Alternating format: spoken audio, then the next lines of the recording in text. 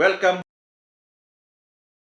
Naglabas na naman po ng pinakabagong senatorial preference ang Tangeray. Mapanatili kaya ng mga kandidato ng administrasyon ang pag-dominate sa survey o napasukan na ito ng maraming DDS candidates? Meron pong 16 na pangalan ang pumasok sa survey ng Tangeray. And as usual, we're going to start from the bottom going up to top 1. Naglalabo-labo po sa posisyong 11 to 15.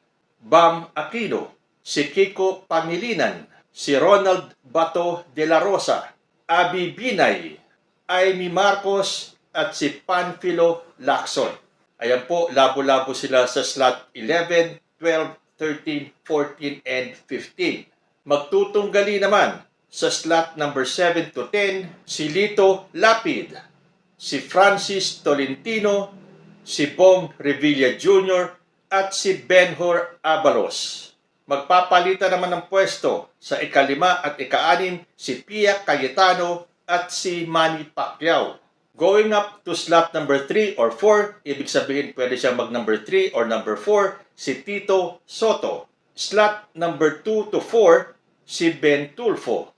Going up to slot number 2 and 3, si Christopher Bongo. So, pwede pa rin pong magpalitan ng slot si Christopher Bongo, si Ben Tulfo, at si Tito Soto. And, consistently at number 1, si Erwin Tulfo. So, sa 16 pong pangalan, sino kaya ang pumasok sa top 12?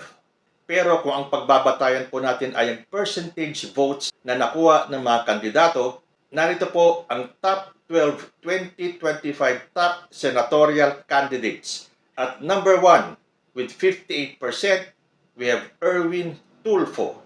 At number 2, with 50.96%, is Christopher Bongo. At number 3, Ben Tulfo with 49.50%. Pumapang-apat naman po si Tito Soto with 48%. At number 5, Manny Pacquiao with 45% of the votes. At number 6, Pia Cayetano with 43.17%. Number 7, Benhur Abalos with 36%. And at number 8, Bong Revilla Jr. with 35.50%. Number 9 with 34.50%, Francis Tolentino. At number 10, Lito Lapid with 34.21%. At number 11, Panfilo Lacson with 32%. At ang nasa huling number 12, Amy Marcos with 31.67%.